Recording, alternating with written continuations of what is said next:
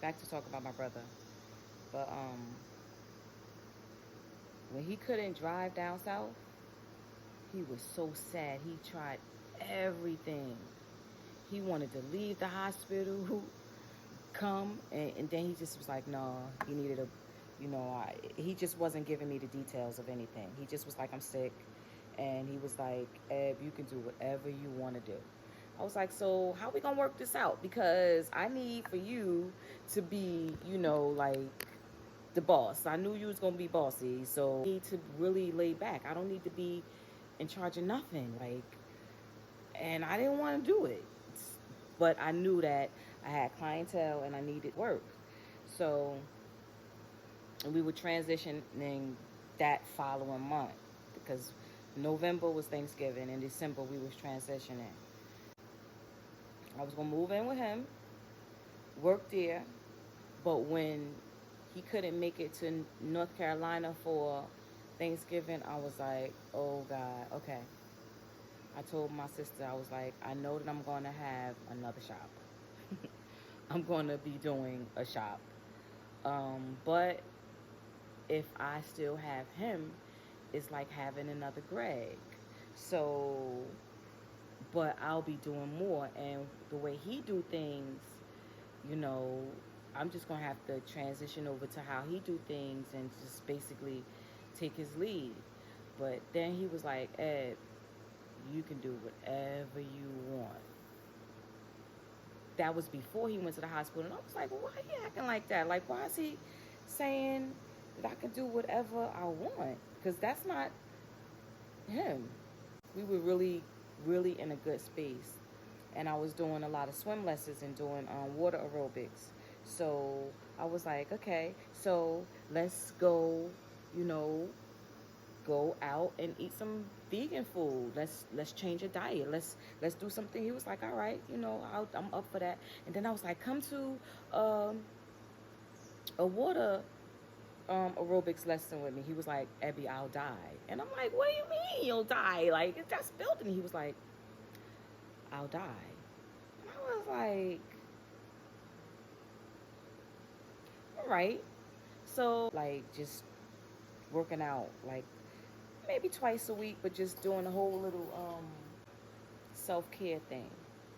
And, but I knew that his health was going to not interfere in it, but because it was still in Montclair, and that, and I had been in Montclair for 10 years and in that area for that long, it was still in the vicinity of my routes, my everyday routes. So I was willing to take on a challenge. So I was, moved a couple of things there, and he died. He died. He was probably my closest sibling. When I look at it, like, we fought a lot, but when I really, really, really look at things, he was my closest sibling. Mark and Mike, Suave and Quasi was my closest siblings. You know, my sister, 18 months older than me, she didn't really fall in, our category. She fell in the older category. And, my older siblings, they're my older siblings, You fall in line. You put things where they're supposed to be. Older brother, we was good, but we wasn't in the trenches together. You know what I'm saying? Me and Suave was in the trenches to some degree, with what was going on. We understood something. So I just think like losing him was like losing a sibling, and then losing him and just things happening the way they did. It was like he was my only sibling. I'm dancing around, but just things didn't pan out the way um, I I felt it should have panned out. Losing my brother is like I lost every sibling that I had. Even the ones that I was still talking to, I still felt like I lost because they still didn't understand. And I'm like, what part of this am I not getting? But what I do know is that the part that I'm supposed to get is shut the fuck up. You're not as valuable as you think you are.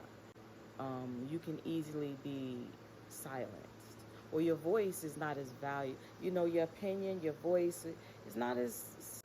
We could take it or leave it. Dancing around a specific subject, um, I feel comfortable with dancing around it like this. Not I feel like, I know. Like in my life, I created a lane, like in my career, like in my family life, my voice is kind of like you could take it or leave it, especially when it matters. Certain people just matters, and I really can accept that certain people matter in certain situations. Like you do have a voice, but they don't really want to hear it. You know, have a voice where they, you know, where you're supposed to have one. You know what I'm saying? Not in matters that they feel like they make much better decisions than you. So in every situation. So he just was who he was, but he was not wrong about everything. And I believe that I've said that to plenty of people. Mark ain't wrong about everything. Like he's an asshole. And the thing is that I think that he has perfected it. He liked being an asshole. And he found that being an asshole to some degree helped him, you know, get what he wanted. I don't know whether he got exactly what he wanted or whether, you know, it was more than what he bargained for. But I understand the whole asshole thing. You know, I come from a family of bullies, and we will push our weight if we have to. When he said he was going to die, I was like, and I know that he did not want me to know that he was that sick. He didn't want nobody to know that he was that sick. But then me, you know, joining with him, of course he was trying not to tell me that he was that sick. But him being in the hospital and not driving down to Thanksgiving, one holiday that he looks forward to every single holiday, that's something that we do big. We used to do it really big in my family. And, you know, there's a great possibility that they still do it big. But in that circumference, I don't have a voice. As an adult woman, I have to put on a persona that is not authentic to me. I have to fall in line and I have to be where I'm supposed to be. Where I'm supposed to be is in a space of compliance. Good. So when I do other shit, it's like, what's wrong with her? You know, she smokes some bad weed. You're not a good drug addict, and la la la la la. I'm over it. I think I miss the family dynamics, but I always felt alone. You don't have to be around those people to be alone. And maybe then you can process some thoughts, process some shit. You can work on the feeling of being alone. Because being alone is a thing, but the feeling of being alone is something else. I don't feel alone now. When I'm there, I feel alone. There, I felt like I really mattered. I was reminded that you don't matter and you can easily be put in your place. We will fucking stop you by any means necessary, and we will hurt your feelings over and over and over again because you're not supposed to be talking anyway. You will have to learn, and you got to understand that you're supposed to shut the fuck up. That's what I learned about my family.